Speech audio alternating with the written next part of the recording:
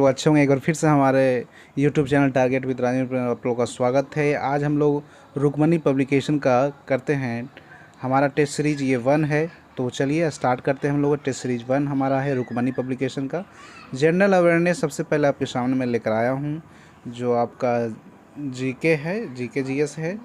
तो स्टार्ट करते हैं हम लोग। फर्स्ट क्वेश्चन हमारा आप लोग को दिख रहा होगा कि मीर कासिम ने अपनी राजधानी मुर्शिदाबाद से कहाँ स्थानांतरित किया था।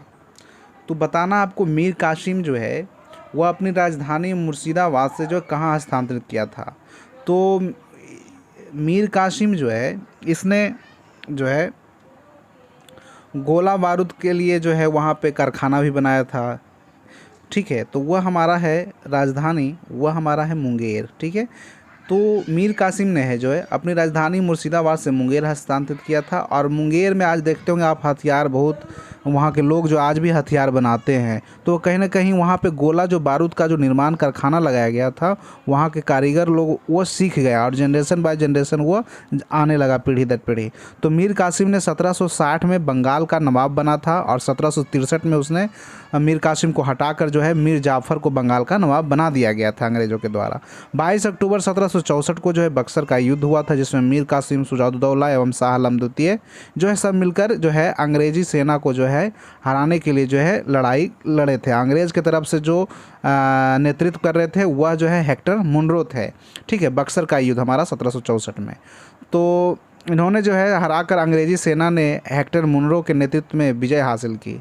और इस तरीक़ा से इतिहासकारों में जो है मीर जाफ़र को क्लाइव की लोमड़ी भी कहा जाता है। इतिहासकार जो इसको मीर जाफ़र को क्लाइव का लोमड़ी कहा जाता है। तो इस तरीक़ा से आप इस ध्यान रखिएगा ये पॉइंट को। चलिए आगे चलते हैं हम लोग हैं। क्वेश्चन नंबर 2 हमारे सामने है, प्रशासन के क्षेत्र में चोल राजवंश का मुख्य योगदान क्या था। सुनियोजित प्रांतीय प्रशासन, एक सुनियोजित राजस्व प्रणाली, या सुसंगठित या फिर संगठित। तो जल्दी से आप लोग बताएं 2 नंबर का हमारा आंसर क्या हो जाएगा। तो 2 नंबर का हमारा हो जाएगा एक संगठित स्थानीय स्वशासन हो जाएगा। प्रशासन के क्षेत्र में जो चोल राजवंश थे उनका मुख्य योगदान था संगठित स्थानीय स्वशासन। चोल जो वंश थे वह जो है स्थानीय सुशासन पर ज़्यादा जोर देते थे, और चोल प्रशासन की सबसे महत्वपूर्ण विशेषता ही थी स्थानीय स्वशासन। तो चोल वंश का स्थापना जो है किसने किया था? विजयालय ने किया था। चोलों की राजधानी कहाँ थी? आप जानते होंगे, तंजौर था। संगम काल में चोलों की राजधानी उदयपुर थी। चोल साम्राज्य के पास जो है ऐसे ही शक्तिशाली नौसेना थी, पहली नौसेना इन्हीं लोगों के पास था, चोल के पास। तो चोल शासक जो है राजराज प्रथम ने जो है श्रीलंका पर आक्रमण करके वहाँ का जो उत्तरी सिंह को जीत कर अपने साम्राज्य में मिला लिया था उस समय। चलिए आगे चलते हैं, क्वेश्चन नंबर 3 पर हम लोग चलते हैं। क्वेश्चन नंबर 3 हमारा है, तेंग बोचे मठ किस देश में या भारत के किस राज्य में स्थित है, ये आपको बताना है। तो तेंग बोचे मठ ये एक्चुअली नेपाल में है। कहाँ है? नेपाल में है। नेपाल में है, यह एक बौद्ध मठ है। कौन सा मठ है? बौद्ध मठ है। तो इस तरीक़ा से ताबो मठ हिमाचल में है, हेमिस मठ लद्दाख में है, रूमटेक मठ गंगटोक में है, बोधि मंठा बोध गया में है, नामग्याल मठ धर्मशाला में है, थिकसे मठ लद्दाख में है। ठीक है, तो इस तरीक़ा से हमारा तेंग बोचे मठ कहाँ है? नेपाल में स्थित है। ये बौद्ध धर्म से रिलेटेड है। चलिए क्वेश्चन नंबर 4 की तरफ आते हैं। भारत के किस पड़ोसी देश को अरबों ने सेरेंडीव कहा था? बताइए जल्दी से। नेपाल, श्रीलंका, म्यांमार या फिर पाकिस्तान। तो 4 नंबर का हमारा आंसर हो जाएगा श्रीलंका। क्या हो जाएगा? श्रीलंका हो जाएगा आंसर। श्रीलंका भारत का जो पड़ोसी देश है। ठीक है, श्रीलंका का पुराना नाम सिलोन था। ठीक है, और इसकी राजधानी श्री जयवर्धनपुरा भी है, आप लोग जानते ही होंगे। श्रीलंका को जो है 1948 में आज़ादी मिली थी। 4 जनवरी 1948 को यह ब्रिटेन से स्वतंत्र हुआ था। श्रीलंका का सबसे लंबी नदी कौन सी है? बताइए आप लोग। महाबली गंगा है, 335 किलोमीटर। श्रीलंका को हिंद महासागर की मोती भी कहा जाता है। चलिए आगे चलते हैं हम लोग। Question number 5। क्वेश्चन नंबर 5 हमारे सामने है, भारत का उष्णकटिबंधीय वन शोध संस्थान कहाँ स्थित है? तो भारत का जो है उष्णकटिबंधीय वन शोध संस्थान आप लोग बताएं जल्दी से। ये हमारा जबलपुर में है, और जबलपुर जो है यह कहाँ है? आपको मालूम ही होगा जबलपुर कहाँ है, जल्दी से आप लोग बताएं। भारतीय वन अनुसंधान संस्थान का मुख्यालय जो है देहरादून में स्थित है, और इस तरीक़ा से यह जो जबलपुर में है और इसकी स्थापना 1988 में की गई थी। इस तरीक़ा से अगर हम बात करें केंद्रीय यूनानी चिकित्सा अनुसंधान कहाँ है, तो वो भी हैदराबाद में हमारा है। गन्ना प्रजनन अनुसंधान संस्थान कहाँ है, कोयम्बटूर में, तमिलनाडु में। कोयम्बटूर को दक्षिण भारत का मैनचेस्टर भी कहा जाता है। चलिए आगे हम चलते हैं क्वेश्चन नंबर 6 पर सॉरी। तो क्वेश्चन नंबर 6 हमारा है कि विश्व जल दिवस कब मनाया जाता है। जल्दी से आप लोग बताएं, एक दिवस से क्वेश्चन आपको दिखेगा ही। विश्व जल दिवस, तो विश्व जल दिवस हमारा 22 मार्च को मनाया जाता है। विश्व जल दिवस कब मनाया जाता है, 22 मार्च को मनाया जाता है। हमारा 15 मार्च को विश्व उपभोक्ता अधिकार दिवस मनाया जाता है। 20 मार्च को विश्व गौरैया दिवस मनाया जाता है। 27 मार्च को हमारा विश्व रंगमंच दिवस मनाया जाता है और 24 मार्च को विश्व टीवी दिवस या अस्थमा दिवस मनाया जाता है। क्वेश्चन नंबर 7 में हम आते हैं, अध्यक्ष और उपाध्यक्ष की अनुपस्थिति में उनका कार्य करता है। तो ये हमारा क्या हो जाएगा आंसर, सदन का वरिष्ठतम सदस्य, सत्तारूढ़ वरिष्ठतम सदस्य, उपराष्ट्रपति, राष्ट्रपति, जिस व्यक्ति की अनुमति करता है। तो हमारा इसमें हो जाएगा सदन के वरिष्ठ सदस्य हो जाएंगे जो अध्यक्ष और उपाध्यक्ष की अनुपस्थिति में कार्य करते हैं। क्वेश्चन नंबर हमारा 8 की ओर चलते हम लोग हैं, किस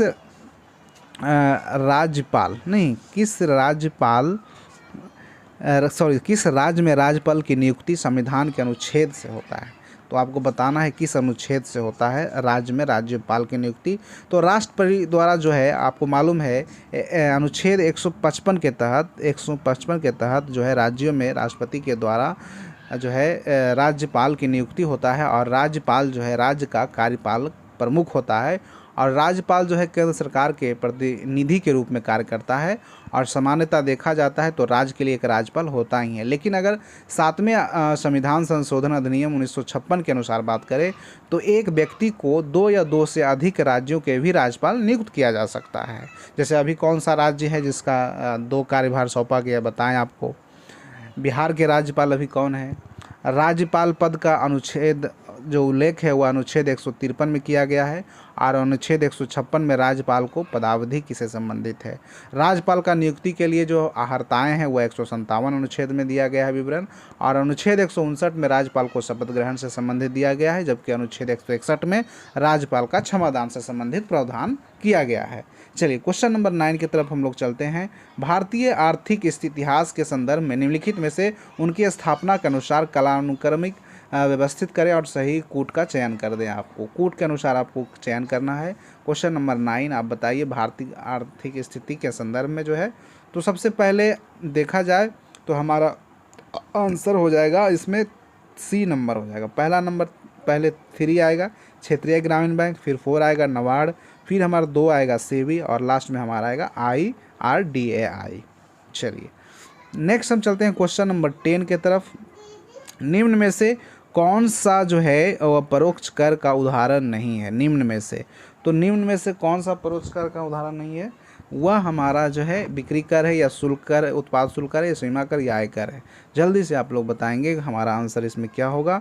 तो हमारा आंसर हो जाएगा डी नंबर हो जाएगा, आयकर हो जाएगा। आयकर परोक्ष का उदाहरण नहीं है, ठीक है, इसमें उदाहरण नहीं पूछ रहा है। तो यह जो है आयकर प्रत्यक्ष कर की श्रेणी में आता है, मतलब ये प्रत्यक्ष कर में आता है, परोक्ष कर में नहीं आता है, ठीक है। चलिए आगे बात करें। परोक्ष कर में जो है जैसे सेवा कर, बिक्री कर, ये सब परोक्ष कर में आते हैं, जबकि हम प्रत्यक्ष कर की बात करें तो निगम कर, आयकर, ये सब हमारा प्रत्यक्ष। आयकर सर्वप्रथम भारत में 1860 में लागू किया गया था और भारतीय आयकर अधिनियम 1961 में लाया गया और भारत का प्रथम बजट जेम्स विल्सन ने पेश किया था। इस तरीक़ा से भारत में जो है सर्वप्रथम आय का प्रमुख स्रोत निगम कर ही था और निगम कर को कंपनी कर भी कहते हैं। यह हमारा अनुच्छेद 270 के संबंध से आयकर है। चलिए क्वेश्चन नंबर 11 हमारा है सामने। किस वर्ष तक का शून्य कार्बन उत्सर्जन प्राप्त करने की प्रतिबद्धता भारत सरकार ने किया था। जल्दी से आप लोग बता दें। तो हमारा 2070 तक का किया गया है। कार्बन जो है उत्सर्जन के लिए जो है 0 की जो बात की गई है वह हमारा किया गया है 2070 तक। चलिए आगे चलते हैं हम लोग है क्वेश्चन नंबर 12 पर चलते हैं। क्वेश्चन नंबर हमारा 12 आपके सामने ये रहा। भारत के संचार उपग्रह GSAT-24 के साथ मलेशियाई किस उपग्रह को अंतरिक्ष में छोड़ा गया। बताइए जल्दी। भारत का जो उपग्रह सैटेलाइट था GSAT-24 किसके साथ छोड़ा गया, तो वो हमारा आंसर क्या हो जाएगा, जल्दी से आप लोग बताएं। एस सेट हो जाएगा, मी सेट हो जाएगा, पी सेट हो जाएगा या एफ सेट हो जाएगा, जल्दी से आप लोग बताएं। ये हमारा आंसर हो जाएगा मे सेट हो जाएगा। मे सेट जो है यह एक मलेशियाई उपग्रह है और अंतरिक्ष से प्रक्षेपित किया गया था। जी सेट 24 क्यू बैंड संचार उपग्रह है और यह DTH अनुप्रयोग की ज़रूरतों को पूरा करने के लिए जो है अखिल भारतीय ज़रूरतों के साथ उपलब्ध किया गया था। 22 जून 2022 को जो है किया गया था, फ्रेंच गुयाना से अंतरिक्ष में भेजा गया था। क्वेश्चन नंबर 13 की तरफ हम लोग चलते हैं। क्वेश्चन नंबर हमारा 13 है, श्वेत प्रकाश की एक किरण कांच के प्रिज्म पर आपतित होती है, वह प्रकाश वर्ण जो कांच के प्रिज्म से गुजरने का अधिकतम विचलित होता है, बैगनी, लाल, हरा, कौन सा रंग ज़्यादा होगा प्रिज्म से गुजरने के बाद अधिकतम। 13 नंबर आप बताएं जल्दी से, तो हमारा हो जाएगा बैगनी हो जाएगा। बैगनी जो है नहीं, ये हमारा आंसर हो जाएगा। तो कांच में बैगनी रंग का प्रकाश जो है वेग सबसे कम और अपवर्तनांक सबसे अधिक होता है। कांच में लाल रंग का वेग सबसे अधिक होता है जबकि अपवर्तनांक सबसे कम होता है। चलिए क्वेश्चन नंबर 14 की तरफ हम चलते हैं। श्रृंखला में 4 प्रतिरोधकों जिनमें से प्रत्येक 1/4 ओम का उपयोग करते हुए अधिकतम कितना प्रतिरोध बनाया जा सकता है, 4 ओम, 1/8 ओम या 1 एम या 1/4 एम। बताइए आप लोग जल्दी से, आंसर इसका क्या हो जाएगा। 14 नंबर का आंसर हमारा सी हो जाएगा, 1 ओम हो जाएगा। R1 = R2, R = R3, R = R4 = 1/4 ओम। इस तरीक़ा से करके आपको निकालना होगा, ये कैलकुलेशन करना होगा। इसमें फिजिक्स का ये क्वेश्चन है आपको सामने।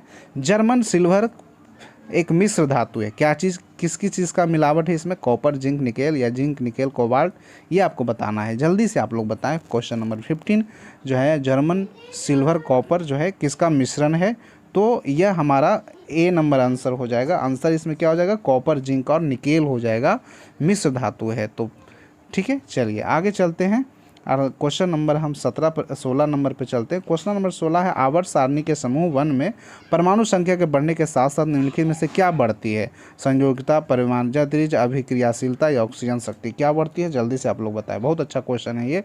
तो ये हमारा आंसर इसका जो है वह हमारा 16 नंबर का बी हो जाएगा, परमाणु विजय त्रिज्या बढ़ती है। ठीक है, चलिए क्वेश्चन नंबर हमारा 17 की तरफ हम लोग चलते हैं। आनुवांशिकता की सबसे छोटी इकाई क्या है, तो आनुवांशिकता की सबसे छोटी इकाई जो हमारा है मस्तिष्क है या यकृत है या वृक्क है या प्लीहा है। तो आनुवांशिकता का हमारा जो है छोटी इकाई वो हमारा हो जाएगा, सॉरी 1 मिनट, हाँ आ गया, ये हमारा क्वेश्चन था। आनुवांशिकता का सबसे छोटी इकाई जो है वो हमारा क्या हो जाएगा, जल्दी से आप लोग बताएं।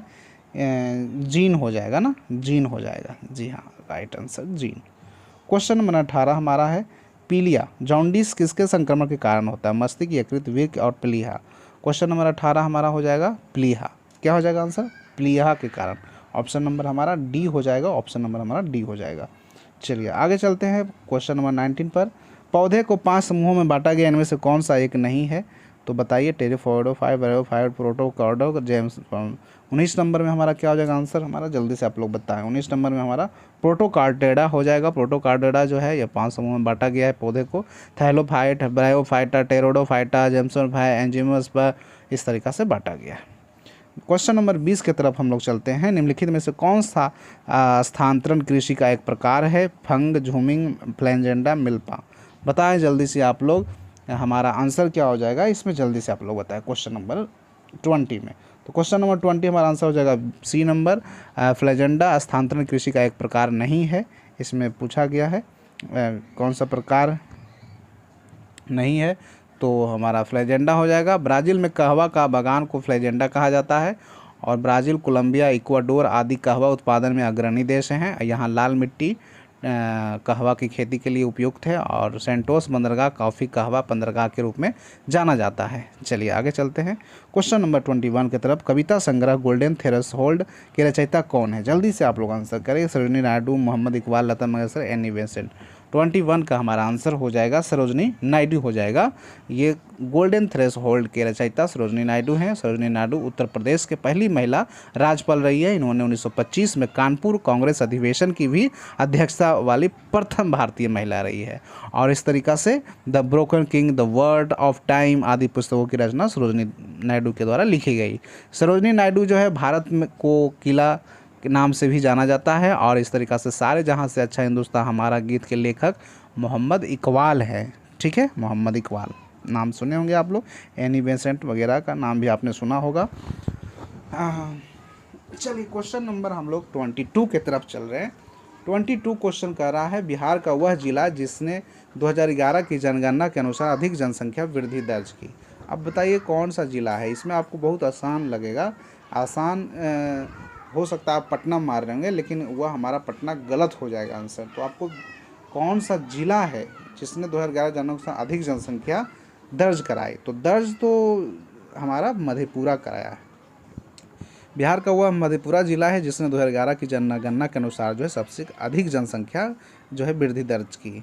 2011 में जो है इसका दशकीय जनसंख्या वृद्धि 30.65 था, जबकि बिहार का राजकीय दशकीय वृद्धि 25.07 रहा 2011 के जनगणना के अनुसार। तो इस तरीक़ा से इन्होंने जो है 2011 के जनगणना के अनुसार भारत का जनसंख्या दशकीय में वृद्धि 17.64 जो है इनका था। ठीक है, इस तरीक़ा से 2011 के जनगणना के अनुसार भारत के मेघालय राज्य की जनसंख्या वृद्धि 27.95 रही, जो सभी राज्यों में सर्वाधिक है। अगर सर्वाधिक की बात करें राज्यों में तो हमारा कौन है, मेघालय है। ठीक है, नागालैंड की बात करें तो नागालैंड भी जो है एकमात्र राज्य है जहाँ वहाँ भी वृद्धि दर नकारात्मक रहा। ठीक है, नागालैंड में जो है वह नकारात्मक रही सबसे ज़्यादा 0.85 माइनस में। 2011 के जनगणना के अनुसार जनसंख्या वृद्धि दर वाला भारत का केंद्र शासित प्रदेश दादर नागर हवेली रही, जहाँ की जनसंख्या 10 की वृद्धि 55.88 रही। चलिए आगे बात करें क्वेश्चन नंबर 23। तो क्वेश्चन नंबर 23 हमारा है बिहार का पहला रामसर स्थल कांवरताल निम्नलिखित में से किस जिले में स्थित है। ये करंट अफेयर से है और ये करंट अफेयर में भी रहा है प्रश्न ये, तो इसलिए आप लोग जो है इसको जल्दी से आंसर करें। तो हमारा बिहार का पहला रामसर स्थल जो है कौन है और कहाँ पर है, तो जल्दी से आप लोग बताएं। ये बहुत इंपॉर्टेंट हमारा क्वेश्चन है। पूरे हम सेट की बात कर रहे हैं, पूरे सेट में ये बहुत अच्छा हमको क्वेश्चन लगा। ये हमारा बेगूसराय हो जाएगा। बिहार का पहला रामसर स्थल कांवरताल बेगूसराय है। नवंबर 2020 में कांवर झील को जो है भारत के 39वां रामसर स्थल घोषित किया गया। और कांवर झील एशिया का सबसे बड़ा गोखुर झील होता है। और भारत का प्रथम रामसर साइट की बात करें तो उड़ीसा का चिल्का झील है। फरवरी 2030 तक भारत का 75 रामसर साइट का खोज हो चुका है। भारत में सबसे अधिक रामसर साइट तमिलनाडु में है जो 14 है संख्या में, जबकि भारत का सबसे छोटा रामसर साइट की बात करें तो रेणुका वेटलैंड हिमाचल प्रदेश में है। जबकि हम भारत का सबसे बड़ा रामसर साइट सुंदरवन वेटलैंड है, जबकि रामसर शहर ईरान में स्थित है और जहां 1971 में विश्व आर्द्रभूमि पर सम्मेलन हुआ था। तो इस तरीक़ा से हमने जो है दोस्तों 23 क्वेश्चन आज हम इस सेट में हम लोग किए और जल्द ही हम लोग फिर नेक्स्ट सेट आपके सामने लेके आएंगे, क्योंकि वीडियो थोड़ा सा बड़ा हो जाता है और आप लोग देखते नहीं हैं। चलिए, तो हम आपको कैसा लगा कमेंट में जरूर करें। अगर कुछ मिस्टेक हुआ तो आप ज़रूर कमेंट में करें। थैंक यू दोस्तों। कैसा लगा आज का सेट हमारा, हमसे जुड़ने के लिए पुनः एक बार धन्यवाद।